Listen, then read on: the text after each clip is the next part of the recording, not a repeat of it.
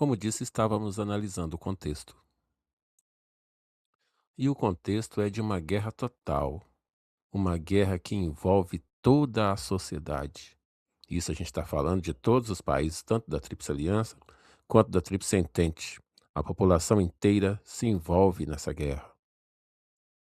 É o clássico, é o clássico exemplo das mulheres, que antes da guerra usavam saia, pois eram donas de casa, se preocupavam com a educação dos filhos, com o cuidado com o lar, e que agora veste a calça porque tem que ir para a fábrica, já que o marido não pode e os filhos também não podem, porque estão na guerra. E não se iluda, porque essa guerra ela sai da Europa, ela se espalha.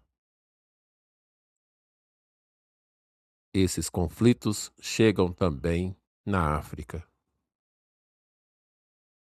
A tela mostra monumentos do Egito, fotografados mais ou menos naquela época.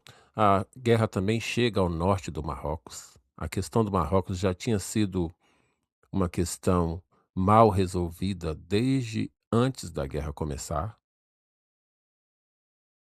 o que faz com que os impactos vá além da Europa e vá além das vidas humanas.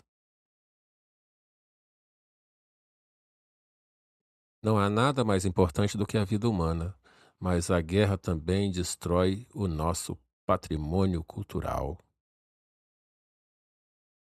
Nós temos durante a guerra um desrespeito total à cultura europeia, sendo que não são poupados nenhum monumento, pois a guerra não tem tempo de pensar em cultura. A guerra é tão intensa que emprega uma tecnologia que muda a forma de lutar. As guerras anteriores eram um tipo de guerra, a Primeira Guerra Mundial é um novo tipo de guerra inaugurado pela tecnologia avançada, é o que vamos ver. Nós estamos falando de novas armas que vão tornar essa guerra a mais letal da história até então. Nós temos exemplo da metralhadora, que não tinha sido usada em larga escala, do tanque de guerra ou tanque de combate. Nós temos os aviões, nós temos os gases venenosos, os próprios submarinos são desenvolvidos de forma que são intensamente utilizados na Primeira Guerra Mundial. Vamos lembrar que o motivo da entrada do Brasil e dos Estados Unidos na Primeira Guerra Mundial é o ataque de submarinos aos seus navios comerciais. Agora, vamos imaginar a gente ter que enfrentar todo esse tipo de armamento diariamente. E era assim que o soldado vivia o seu dia a dia, enfurnado naquela trincheira, né? Reduzido ali a um simples vigia noturno e diurno da situação que acontece, sendo obrigado a conviver com corpos dos companheiros, pois não havia tempo de se enterrar os falecidos. É quando a trincheira se torna um local sem perspectiva, um local de imensa agonia, de imensa depressão, de falta de perspectiva de vida, de falta de valorização da própria vida. E é nesse contexto que nós precisamos olhar para os números. Quais os números dessa guerra? Aqui o exemplo de alguns números que mostram a dimensão dessa guerra. Números que a gente observando acha são poucos que morreram, né, 15%, mas nós estamos falando aí de exércitos de milhares e milhões de pessoas. Então, se num exército de 100.000 pessoas todos foram ao combate, 150.000 morreram. Esses números são altos no sentido de que, as batalhas são vencidas ou perdidas com um número grande de mortos. A primeira batalha, que é a Batalha do Marne, ela tem mais de 150.000 pessoas mortas numa única batalha, ainda no ano de 1914. O que nós estamos falando são de números que vão se traduzir Em algo ainda mais concreto, esses números querem dizer isso. Essa imagem mostra tudo. Mostra que os cemitérios tinham que receber pessoas que às vezes não eram identificadas. Os cemitérios se espalham ao monte durante a Primeira Guerra Mundial, e há um contraste aí, né, porque a gente falou que não se tinha tempo para enterrar os mortos, mas, se a guerra saísse de alguma região e fosse para outra, ficava um batalhão atrás, recolhendo esses corpos e enterrando esses corpos. Os corpos não poderiam ser enterrados durante a batalha, mas se a batalha passasse por aquela região e o vencedor tivesse tomado a região, aí sim se enterrava os vencedores. Não se sabe o que se fazia com os vencidos.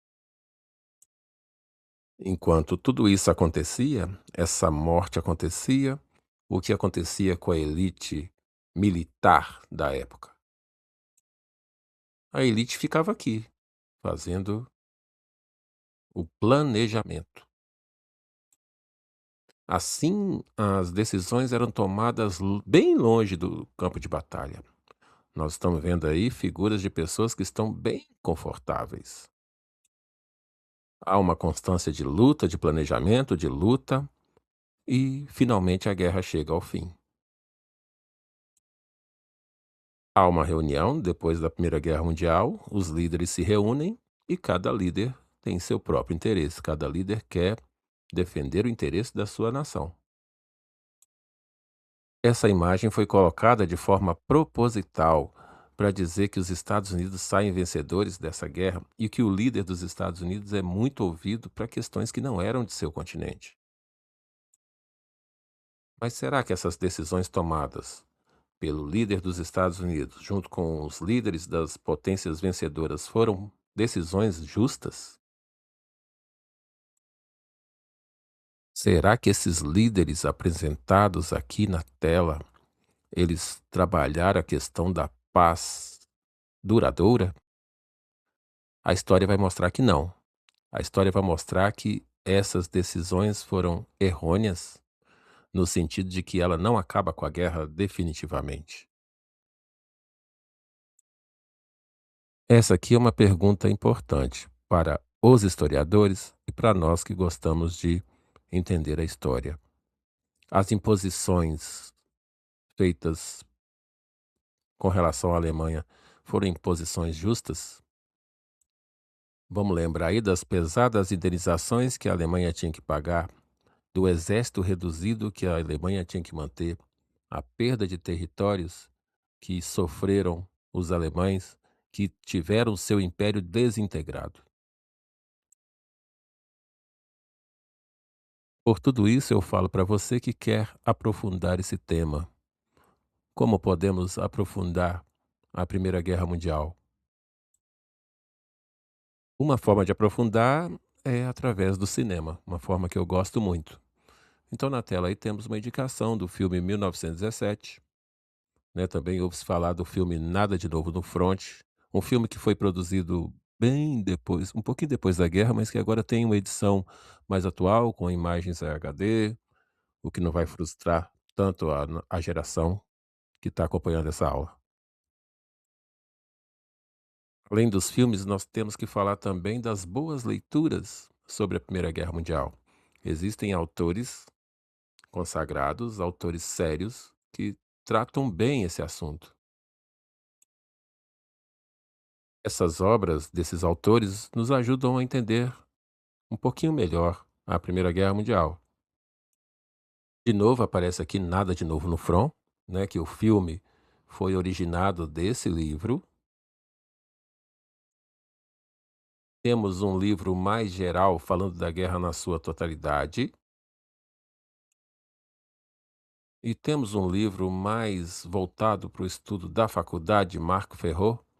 Esse autor é muito estudado no curso de História, pois traz uma narrativa inovadora no que diz respeito a cotidiano.